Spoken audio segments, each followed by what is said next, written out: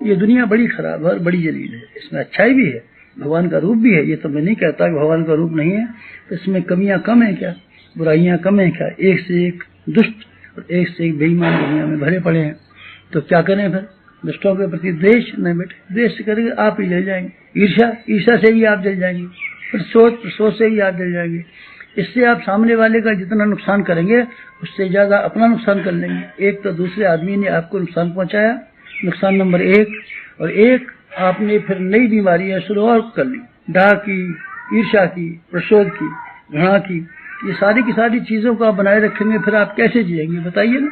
बाहर से भी पिसेंगे और भीतर से भी पिसेंगे तो आप मरेंगे ना।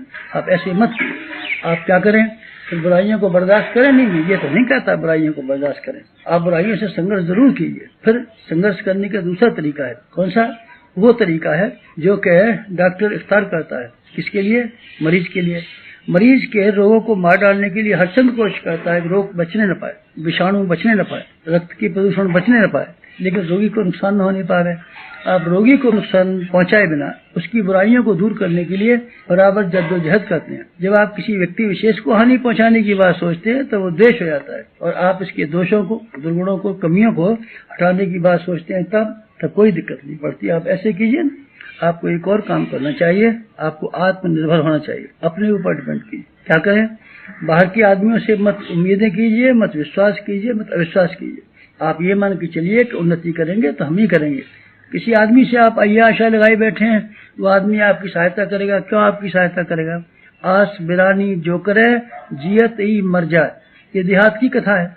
आप ठीक है, वक्त मिल जाएगा तो सहायता मिल भी सकती है, नहीं भी मिल सकती, पर जो भी आप कदम उठाएं अपने पैरों पर मिल करके उठाएं। उम्मीद ये करें ये काम हमको करना और हम ही करेंगे। अगर आपका ये आत्मविश्वास है तब फिर आपको आत्मनिर्भर व्यक्ति कहा जाएगा। सूरज किसी पर डिपेंड नहीं करता कि हमको कोई अर्घ चढ़ाएगा कि नहीं चढ़ाएगा।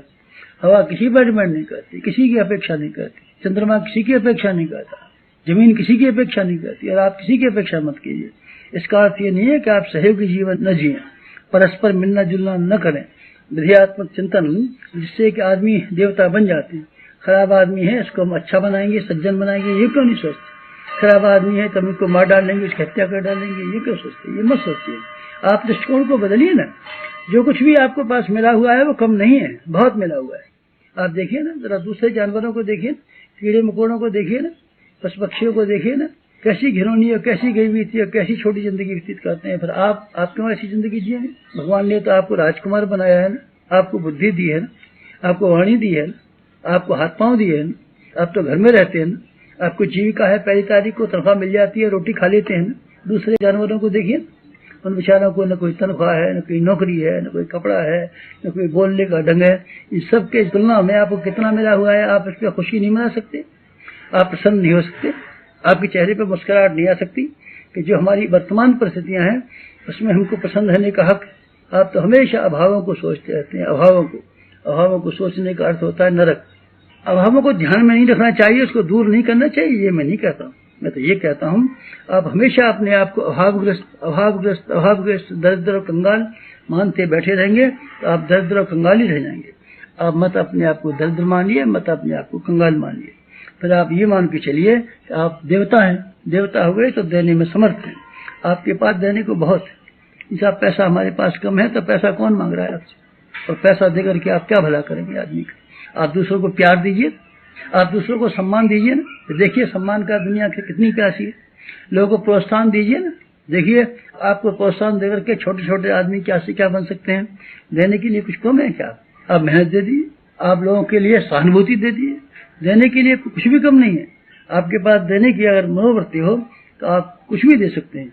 आप 4 रोटी खाते हैं, 3 रोटी खाइए और 1 रोटी बचा दीजिए गरीबों के लिए। फिर आप देखेंगे किस तरीके से आपको शांति मिलती है और किस तरीके से आप प्रसन्नता के नजदीक चले जाते हैं। भगवान का नाम प्यार है। प्यार आप भीतर पैदा कीजिए ना। जिस दिन आप प्यार पैदा करेंगे उस दिन आपके मन में से एक ही उमंग और ऐसी हिलोर उत्पन्न करेगी कि हमको कैसे दूसरों की सहायता करनी चाहिए। जब दूसरों की सहायता करने के लिए आमादा होंगे तो आपको अपने में से कटौती करनी पड़ेगी। फिर साधु और ब्राह्मण का जीवन जीना पड़ेगा।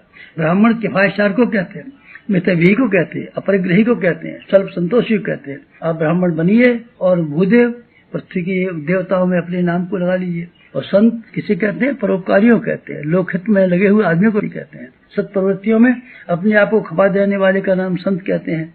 आप संत और ब्राह्मण के रूप में अथवा दोनों के संयुक्त जीवन यापन करने के रूप में अगर आप जिए, मजा आ जाए। उम्मीद ऐसी है आप यही करेंगे। समाप्त।